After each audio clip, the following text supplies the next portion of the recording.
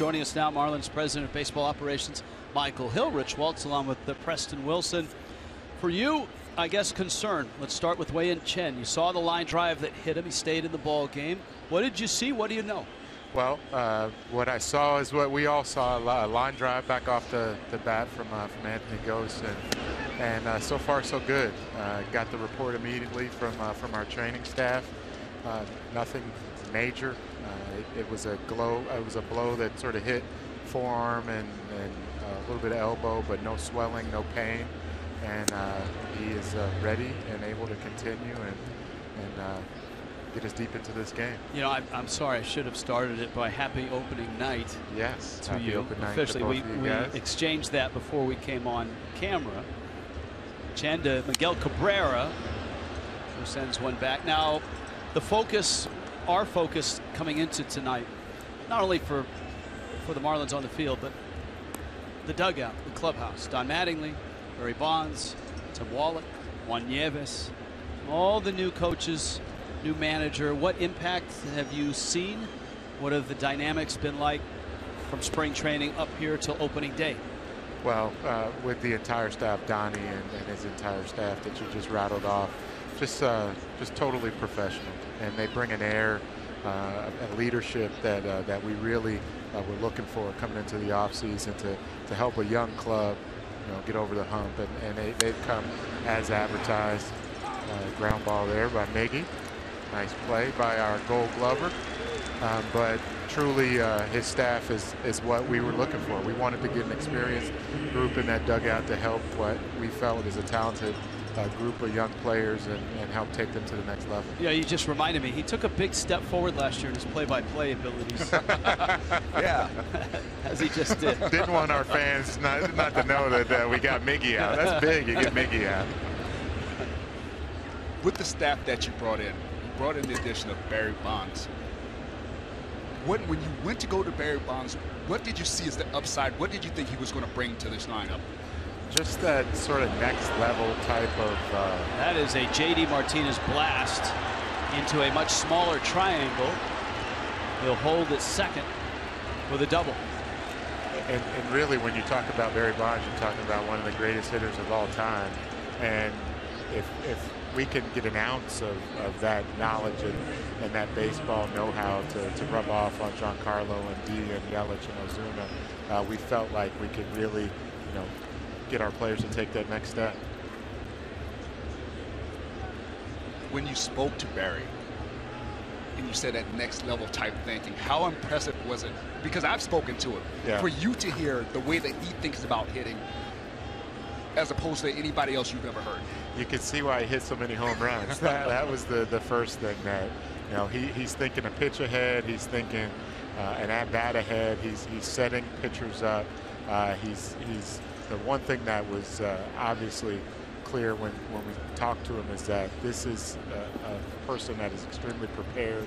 And when he said that he was ready and willing to go back onto the field as a coach, we couldn't have been happier, because we knew that if we could get him to impart some of that knowledge to our young hitters, we felt we'd be in a good place. Let's talk pitching. Last time the Red Sox won a world championship, Juan Nieves was their pitching coach. He adds an interesting dynamic, as well as some of the folks you brought over from the Pittsburgh Pirates, Jim Benedict especially. Yes, the relationship with Juan and Jim Benedict, our VP of pitching development, is it's very unique, but it's one that we think will pay huge dividends for us. With Benny coming aboard, he'll connect our major league situation with all of our minor league pitching coordinator, our minor league affiliates, and all of our pitching, and the combination of those two and helping a young pitching staff, Jose Fernandez, Wei-Yin Chen, Adam Conley, who's experienced in his first opening day, Jared Cozart, who still is young in the game. We felt like there was still a lot of knowledge to impart on our pitching staff to help them reach that next level as well. And Juan has been great. Fastball for a strike. As you saw in that shot, Jose has found a new guy to talk to. He usually wears people out as the season goes or as the game goes and moves his way from from one end of the dugout to the next. But I imagine that he's thinking about tomorrow. Yes. And taking the mound tomorrow and how he's going to attack these guys. It's a little bit different. You look at how Wei-In has to approach these guys as opposed to Jose, a very right-hand dominant lineup. So a challenge. A long run and a foul ball, just foul. D. Gordon trying to run it down. Yeah, right-handed dominant lineup. So it'll be, a lot different for Jose when he steps on the mound, and different for Wei-In how he has to attack these guys. A big physical American League, powerhouse when you're talking about the guys and the number of home run hitters.